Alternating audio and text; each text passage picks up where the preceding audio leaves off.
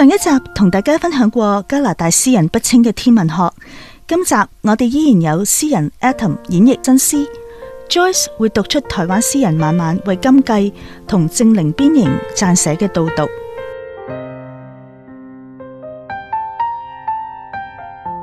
我哋仲要多謝移英香港人樂隊 J03慷慨咁俾咗凌晨的曼城隨想呢一首咁好聽嘅歌，成為上一集同今集嘅音樂。最後會有J03嘅介紹。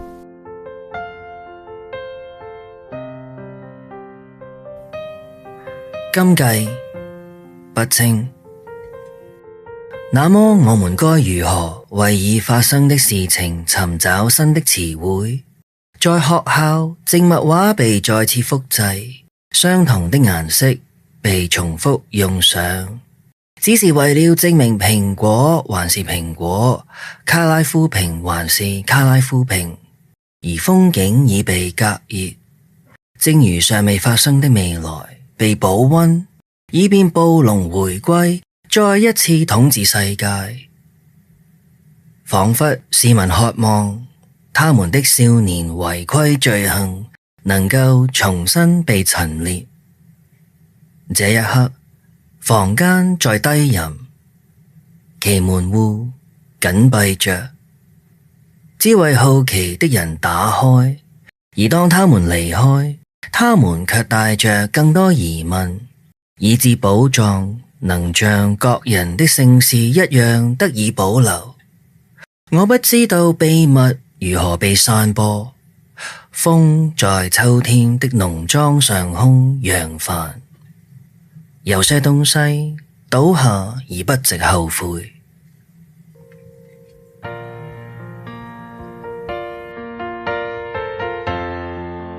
不清以建築設計師嘅敏感深層思維，嘗試後現代嘅裂痕與修補。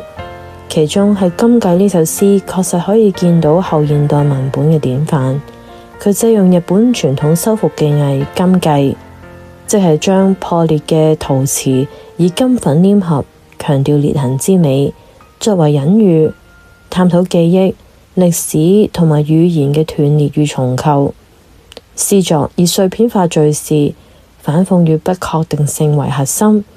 拒絕線性嘅邏輯，呼應後現代主義對大敘事嘅解構，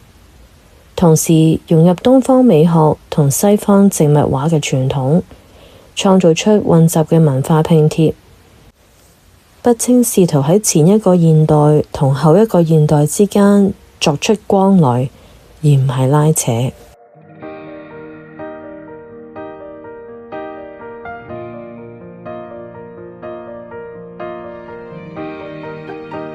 正靈邊形不清，你又回到那個關乎末日的夢境，一群貓咪在外邊展現真正的面貌，擱淺的海鯨與野果別無兩樣，花將盛放於天空。你以為這可能是最為感人之古曲，一首作曲家夢寐以求的第9交響樂。你曾經花上365天而籌備一個新年，但又以短短24小時把它虛度。但這個美景的角落，未被確立的時間，一個夏天落下無限的雨水而淹沒所有海洋，而你因為正在乘搭一列被隱藏的列車而逃過一劫。在那片最原始的土地上，蛇的舌頭尚未分裂，所有感知仍處於你已無法體會的一維空間之中。你一直往前行，沒需要為選擇左右而為難。你在那條神秘的時光隧道裏，隨時捉緊一段往事，又或者繼續往前尋找河流的浮木，以及我們稱之為樹洞的出口。究竟有多少人對着揚聲器道出秘密依然活着？道別往往不需要正式的再會。你問地上接受乳霜的野果有否流淚於樹下？微風能把過早的肉體吹乾，而傷口早已長出新苗。一個不曾存在的都市，在眾人的眼中，其重點不在於發掘深藏的考古物，埋沒才是。一群外省人不需要推門就來到亞特蘭蒂斯堡，在這裏櫥窗演練的不是雨水，而是季節。樹葉都是假的，雪花也是。這裏沒有氣候暖化的問題，沒有失眠的夜晚，海床之上的月亮永遠遼闊，如所有蒼穹之星空。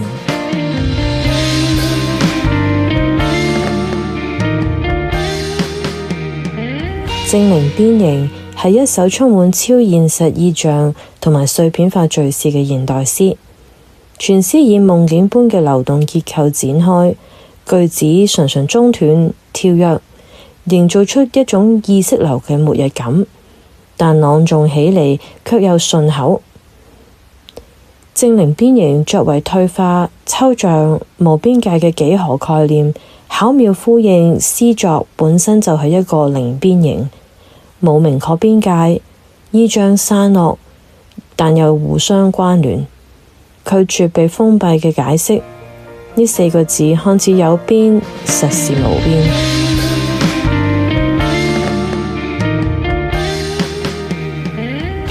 精靈邊形係個隱喻，但更精確嘅說法係強喻。我都係用教我美國文學嘅教授嘅方法。強喻本身甚至可以延展形成整首詩嘅結構脈絡。我哋最熟嘅就係 John Donne 佢首圓規詩，但弔詭嘅係呢個強喻本身卻係個抽象嘅幾何概念，退化抽象無邊界。不清用詩去畫呢一個幾何圖形，但呢個角落未被時間確立。你可以話佢係末日嘅夢境，或者香港預言都得。呢首詩係後現代文本，畢竟佢嘅詩好少有嗰種直線性嘅發展，並且一如既往，但用咗比較意象繁複卻又工整嘅6636行嚴謹結構，用跳躍並置但係有點拼貼嘅技巧，延展咗詩嘅意義，而如此這般演繹咗詩人拖呢個藝術。冇咁樣要快速俾你理解，而係喺詩行中不斷咁來回中斷，或者等待觀察，反覆確認。Where I am, was, and where to go。我最喜歡結尾兩行，彷彿只有星空可以確認。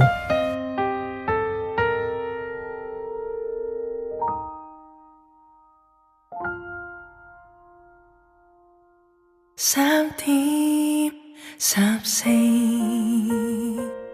轉眼晨曦，思緒漫遊在這地，這地現成了我哋。東風夜雨，一縷陽光，足以打破了隔閡，撼動上雪暖入內，讓眼睛睜開了，讓我呼吸這口氣，就算很冰凍，淋漓刺骨仍不用對不起，踏上高山呼喊，望遠方無窮無盡的美，就放聲呼喊。專靈3係2023年成立嘅，係一隊來自曼城嘅香港人 pop rock 樂隊，成員包括主唱 Yvonne、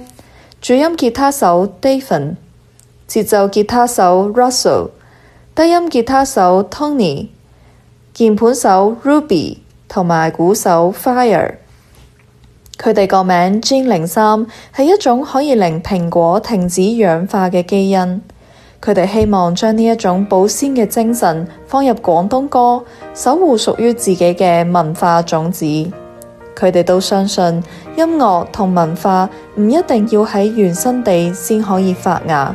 就算身處異地，一樣可以做到。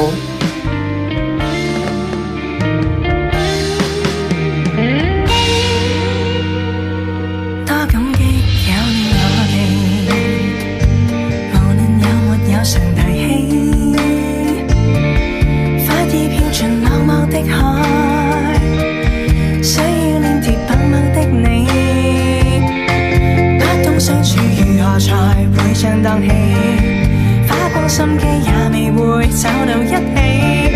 分隔千里無望能日夜念記，新的憶記每日會創造儲起，讓眼睛睜開了，讓我呼吸這口氣，就算很冰凍，冷熱似掛電不用對不起，踏上高山。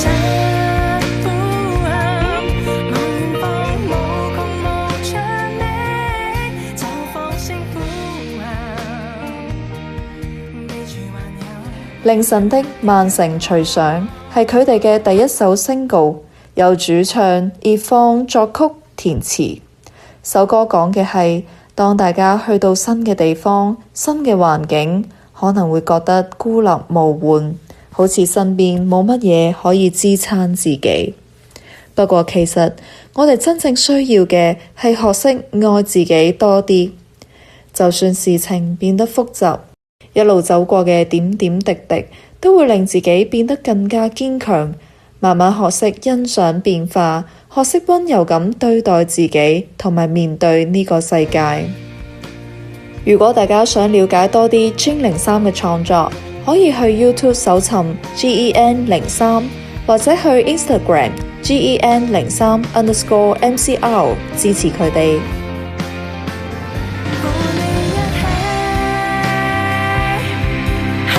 着陽光，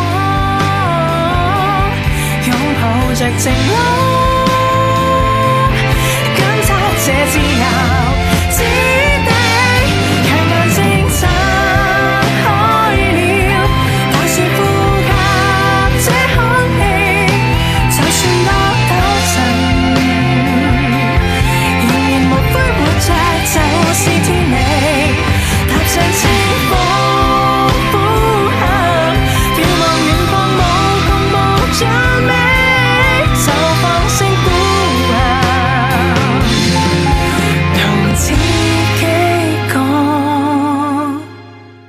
永遠